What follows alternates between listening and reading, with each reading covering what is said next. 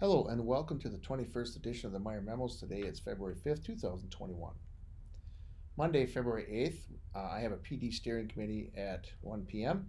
We have a school board meeting at 7 p.m. This is an important one for secondary because they're going to discuss secondary, the process for them returning to in-person. Tuesday, February 9th, we have a staff meeting at 8. The agenda is as follows. We're going to discuss reading, basically running records in Bass, conferences, and then we'll discuss summer school. Wednesday, February 10th, we have an ISST meeting at 8. Code is only ISST. And then I will not meet with our distance learning team this week. We have a swim meeting at 11 p.m. or 11 a.m. Sorry. Thursday, February 11th, we have teacher preparation day for in-person. And then I have a principals meeting from 8 to 12. And then Friday, February 12th, we have a BLT meeting at 7:30, and then K5 will return to in-person on that day. Feels good to say that. And then the specialist schedule is week 4. And then for instruction on the 11th, all teachers, including distance learning teachers, will do a morning meeting and then send out an asynchronous lesson for both math and reading. And then for return to learn for grades K5 breakfast, K1 is going to continue to do what they were doing. They're going to go directly to the classroom and then to the lunchroom for breakfast. Grades 2-5 will enter the school, then go into the gym and pick up a breakfast and exit the gym near the main bathroom and then head to the classroom. This is for kids that want to eat breakfast. And then kitchen staff will place a table inside the gym. We'll pass out the bags in the gym. And we're doing this so that any overflow can be separated so we're not congested, making the hallways congested right there by the front door. And Terry will have garbage cans outside in strategic places in the hallway for kids to throw their breakfast garbage away. And then for lunch, it's a 20-minute lunch is designated section of the teachers will monitor. And this is a rule of thumb for all, and I'd like to do this, but we may make some adjustments, but let's do this on Friday. Everyone's going to put on their boots and snow pants and then head down and hang up their coats on the hooks near the library and wash hands at the main bathroom. Okay, and then they're going to head to lunch down the first grade hallway. Then they sit in their designated table. There's see the master schedule. I have it linked to this email that sent this memo. Then you're going to exit the lunchroom out the kinder hallway. And then they're going to go to the main bathroom, take a bathroom break, grab their coats, and head out the library doors. Now, I know someone like third grade was wondering, can we keep our coats hung up outside our rooms, head back to our rooms, get the coats, go to the bathroom at third grade bathroom. Let's try my way first because it's bigger, there's more options, and let's see how that goes.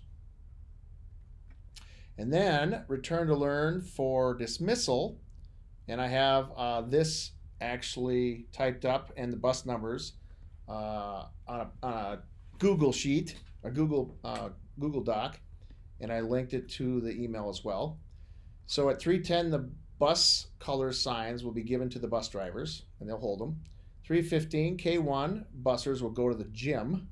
We have people there to separate them out. Walkers and pickups will head out with a teacher. Grades 2 through 5, pickups and walkers will walk themselves down to door 2, which is the third grade doors. And bussers will stay with teachers in the classrooms. Teachers, it's important that you stand in the doorways to monitor hallways so kids aren't running. And then students will wait on the pause outside until they get picked up when we get pickup families coming to pick them up. And then I'm going to have families have signs. We'll see if they do that, but we'll identify their kids so we can pick them up easier. And then at 3:20, a staff member will call buses as they arrive and riders will exit out the main door. Snow days. The district's made a decision to eliminate them. There are no more snow days. And then they're saying that schools need to plan ahead. In other words, we need to be prepared that if it's going to snow over the weekend, big time, that Monday we may have a snow day, so teachers need to have stuff ready to go that they can go on and do distance learning right away. Share questions with me, and this is a change, but with all these things happening, they want to make sure they can count days and that there's no more snow days. Like we need to have so many days to get into for the school year. And then conferences, I'm bringing these up because they're coming up and I want to make sure that people are prepared because people have been asking. March 8th, 8 to 6:30, and then 18th, 3:30 to 7:30. There will be 20 minutes virtually. We're going to use the PTC that Emily set up for us.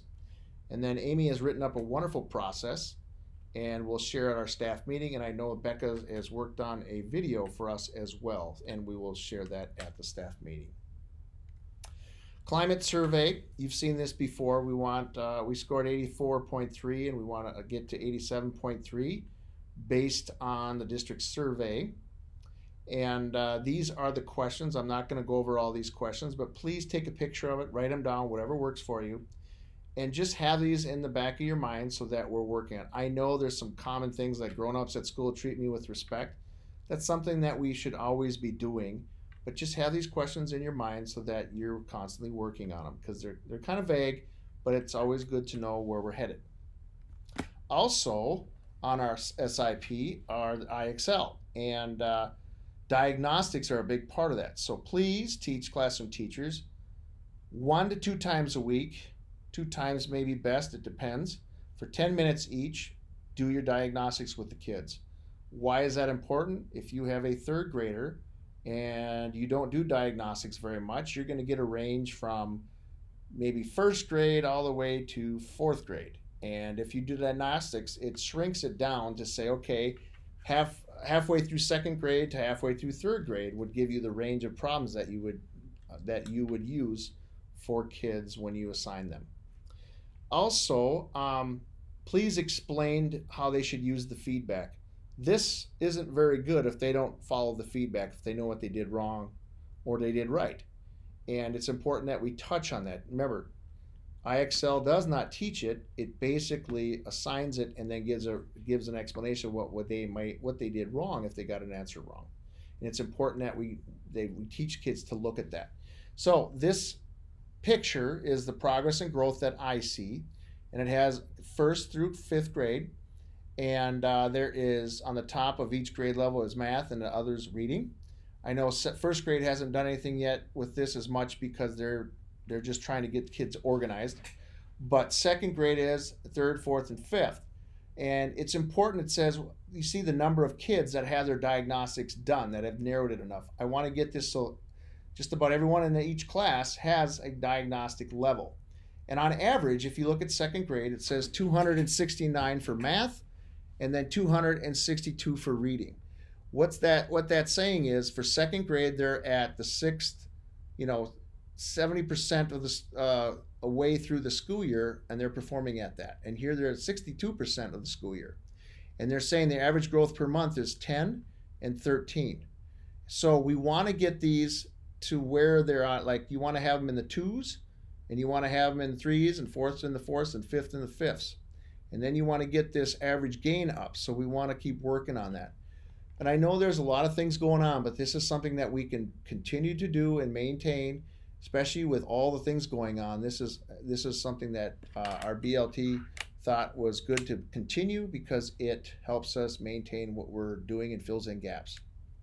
All right, BAS are not required for this winter due to model shifts, substitutes are limited, and you can't complete it online. Okay, but teachers can still complete a BAS if they choose. I know some teachers have. Teachers will still enter guided reading level in Infinite Campus at the end of the school year. That is really important that we do that. So you may do BAS. It's more elaborate when we get back to in-person. It's not required, but everyone will be required to do guided reading level at the end of the school year. Running record. Now, running record, this needs to be completed, or the BAS, between February 8th and March 12th. And the running record can be completed online. And then we're going to use the purpose and direction sheet, and we'll hand this out and give it out to people at the staff meeting. But it's really important that people understand, and most people understand this, but I just want to be clear. A running record should probably be done every 6 weeks so you know where the kids are at. Because kids can change, especially in the lower grades. Primary, they change a lot real fast. So it's important that we do those running records so you're aware of that. Summer school, I'm sharing this because a conference is coming up, is July 6th to 30th from 8:30 to 2 o'clock. The process is coming prior to conferences. I'll share that in our staff meeting. And then our SAL survey, our SABRS, you've heard about this. We've done a climate survey, and the climate survey is on our SIP, and that climate survey is done. We're supposed to do it 3 times a year, a fall, winter, and spring. Well, we didn't start it till January, so we are not going to do. We're not going to do another climate survey until the end of the year. So we'll have 2, January and end of the year. Now, SABRS is individual based. It gives us feedback on what kids need individually, and it gives you strategies on what they could utilize, what they could use. The window is open until April 1st, so we'll give more information soon on how to administer that to kids for 2nd through 5th grade. Student space for liaison. Lawanda will be meeting virtually with students. She will connect with classroom teachers because she's going to need space for them to meet with her. So she may say, hey, if I have a student in Miss Coley's class, can they meet in the media center at this time, or can they be in the breakout area or whatnot, just to set a time and space for her to meet with the kids. And then check-in. I sent that out last week. I just looked at the data for the first time because I was just trying to reorient myself. I apologize. I have 10 people have responded. I thank you for sharing. I'm going to continue to provide a link, and I will follow up with those people.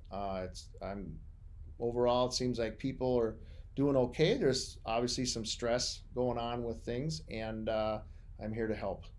Well, that is it for this week. I hope you have a great weekend. I know you've been working really hard. Take care.